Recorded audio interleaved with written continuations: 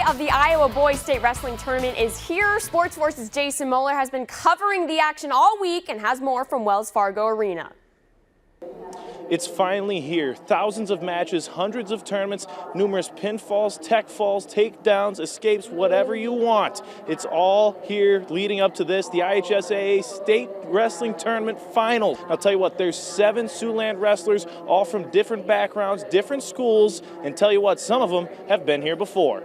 Like junior Cale Morrow at 113 and 1A, the Akron Westfield grappler was a takedown away from forcing sudden victory in last year's 106 championship. Gets a shot at redemption in this year's 113 weight class. You know, I knew in my mind that whole time, coming into this tournament, I'm making it to the finals and job's not finished yet. That's what's still in my mind right now. Or at 160, a Panther looking to pounce on his 3rd title in Wyatt Rice. Try 145 pounds, a Falcon named Mikey Baker, who's flown onto the podium before, but finds himself finally with a championship opportunity. At 170 pounds, it's an Emmitsburg E-Hawk, Jace Nelson Brown, looking for a bit of that E-Berg Irish luck as he battles against a Goliath who has never lost at Wells Fargo Arena. You have a father and son from Sergeant Bluff-Luton reaching for the sky on one final ride together at the well as Ty Kudum guns for the 145 championship in 2A.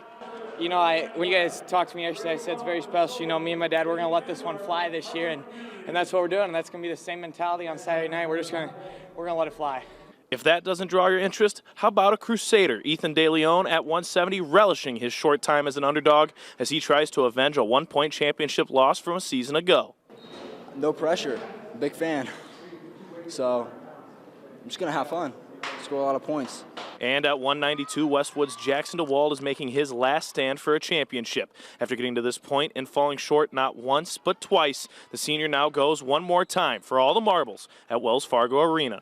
You know, last 2 years didn't quite get to my offense, so that hurt a little bit, and so now just got to get to my offense and go show them what I can do. Now those 7 wrestlers will get their chance to reach the top of the podium tonight when this place is filled with rowdy wrestling fans, all keeping their eyes on these mats right here behind me. We'll have those highlights for you tonight at 10, but for now, I'm going to send it back to you, Amber.